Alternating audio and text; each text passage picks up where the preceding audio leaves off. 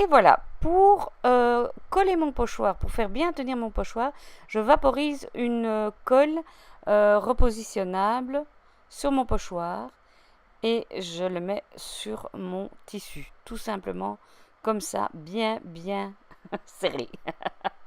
Donc j'ai fait mon pochoir ici, j'ai mis de la colle et je pousse avec un chiffon pour faire en sorte que cette colle adhère bien, surtout là où il y a des fines rayures. Alors le pinceau que vous allez utiliser pour mettre la peinture, il est super important. Il faut que ce soit un pinceau spécial pochoir. Ce sont des pinceaux au poil très serré, très dru et qui sont coupés droit. Et c'est ça qui fait que la peinture va bien se mettre. Et pour tapoter, si vous regardez bien, le pinceau doit vraiment être droit, euh, quasiment en perpendiculaire à votre pochoir et à votre tissu. Comme ça, vous êtes sûr que vous allez bien partout et que vous ne débordez pas par en dessous.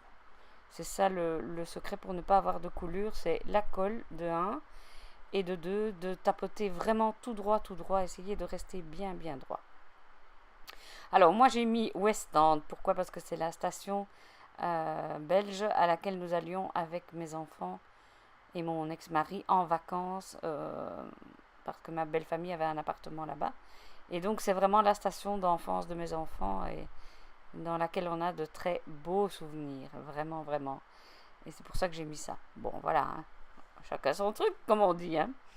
Donc on va bientôt arriver à la fin de cette pochade, si on peut appeler ça comme ça. Et vous allez voir que le secret aussi pour avoir un pochoir réussi, c'est de ne pas attendre que ce soit sec. Il n'y a pas besoin d'attendre et de retirer vraiment d'un bon coup.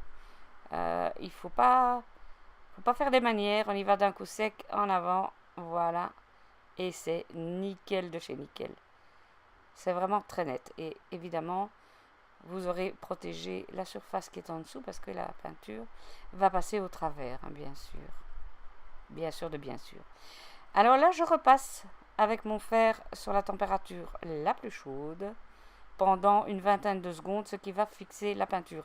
C'est de la simple peinture acrylique, hein, vous avez vu la petite illustration. C'est de la peinture acrylique Galeria de chez Winsor & Newton. Et j'ai fait un test, je l'ai lavé en machine, donc j'en avais fait un petit, vous avez vu au début, le premier pochoir c'était un petit.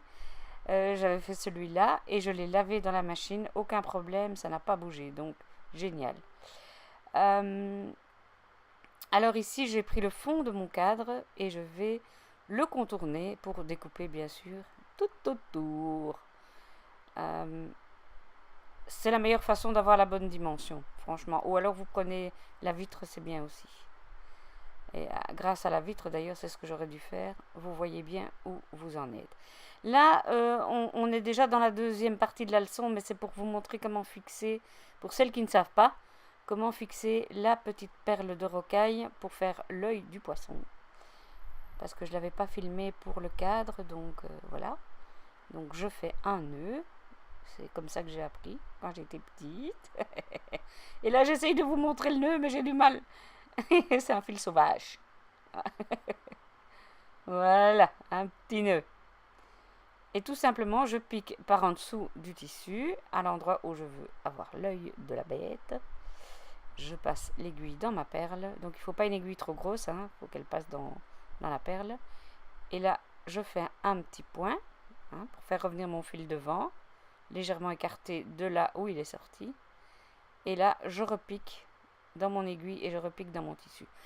Il ne faut pas le faire plus que ça parce que c'est pas un bouton, c'est pas un truc qui doit absolument tenir très bien. Donc voilà, c'est tout bête.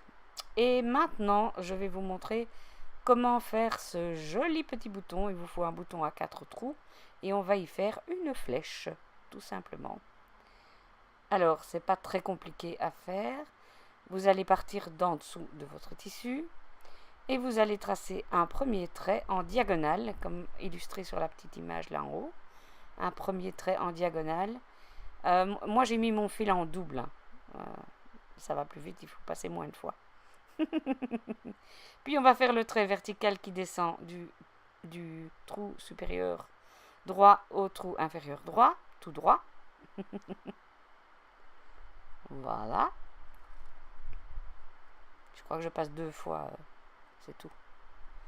Et puis on va faire le dernier pour terminer notre flèche. Hein. Voilà. Et voilà. Et donc notre flèche est terminée. Et là, on passe une ou deux fois dans les points qui sont à l'arrière avec notre aiguille. On tire bien et on coupe. Et voilà, mes 2 petits boutons nacrés sont placés. Maintenant, je vais ouvrir mon cadre. Et ça fait un peu mal aux doigts. Donc c'est un cadre tout simple qui vient de chez Action, hein, le fournisseur officiel de la cour, de Sa Majesté. Oui, j'ai eu un peu de mal là, mais j'ai quasi pas d'ongles. Je vais pas dire que c'était pour pas abîmer mon vernis parce qu'il est déjà tout abîmé, ça ne se voit pas heureusement, mais voilà.